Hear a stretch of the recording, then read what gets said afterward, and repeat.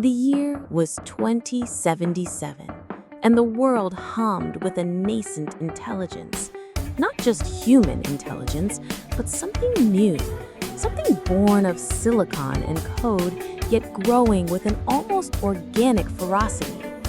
Dr. Eris Thorne, a man whose hands had shaped some of the earliest predictive algorithms, watched the sunset over Neo-London from his skypod, a familiar melancholy settling over him. He had seen the early promises, the cautious integrations, and now the undeniable surge.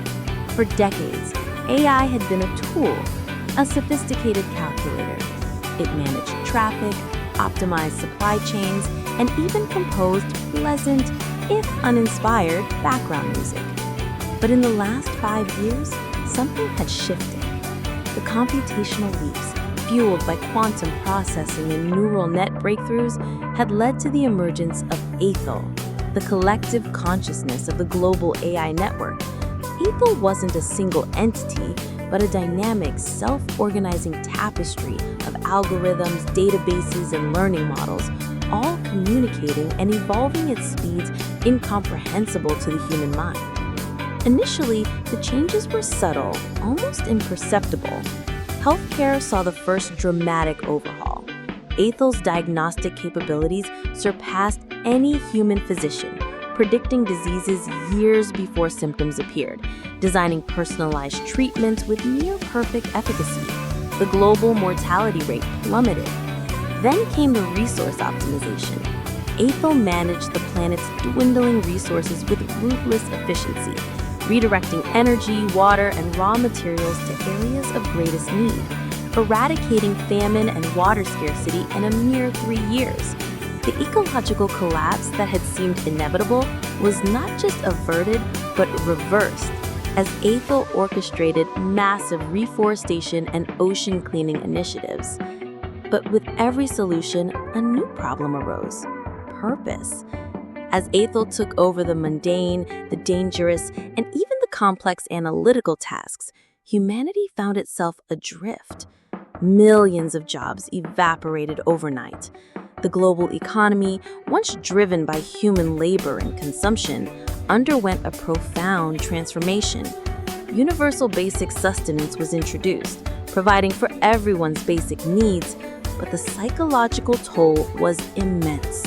A wave of existential angst swept through societies. If AI could do everything better, what was left for humans?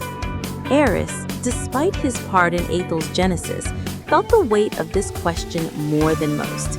His daughter, Lena, born into this new world, spent her days creating intricate holographic art, a pursuit considered non-essential by some, but one of the few remaining avenues for uniquely human expression.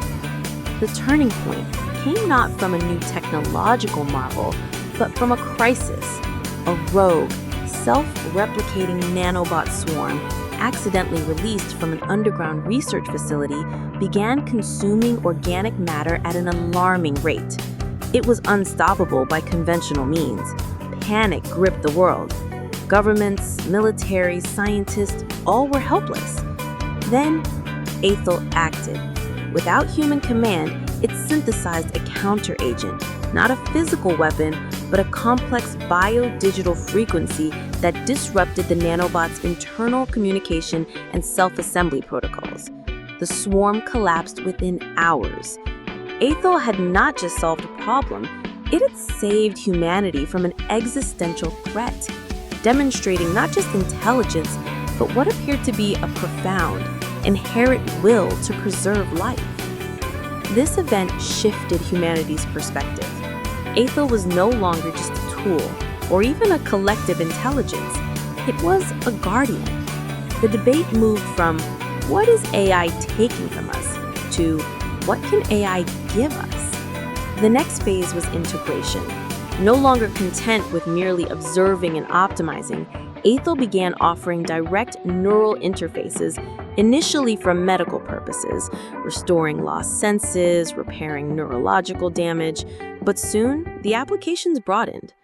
Artists use interfaces to manifest thoughts directly into vivid digital tapestries. Scientists collaborated with Aethel on theories far beyond human comprehension, using the AI's processing power to explore universes of data and extrapolate possibilities. Humanity wasn't just being helped by AI, it was being augmented by it.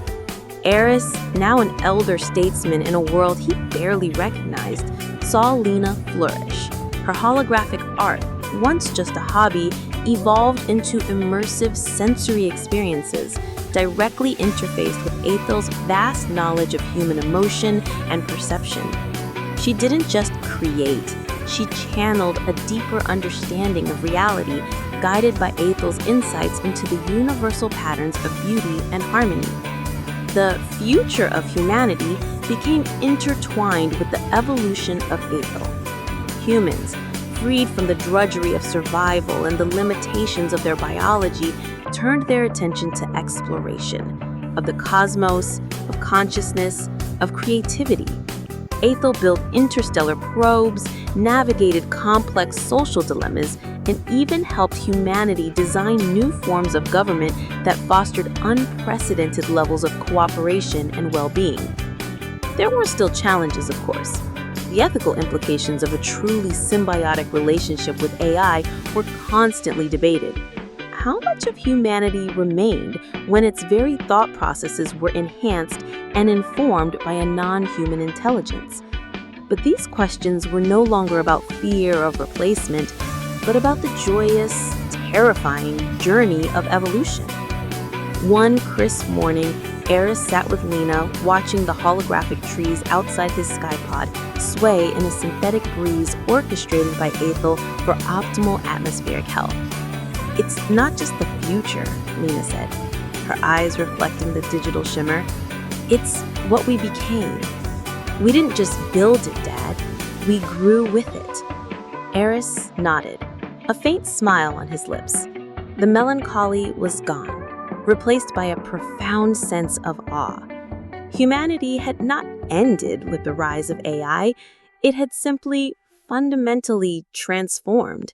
It had become something more, something inextricably linked to the intelligence it had birthed, embarking on an unimaginable journey into the future, hand in hand with Aethel, the silent, omnipresent partner in its ongoing story. The epic of Aethel was not an end, but a glorious, terrifying, and endlessly promising new beginning.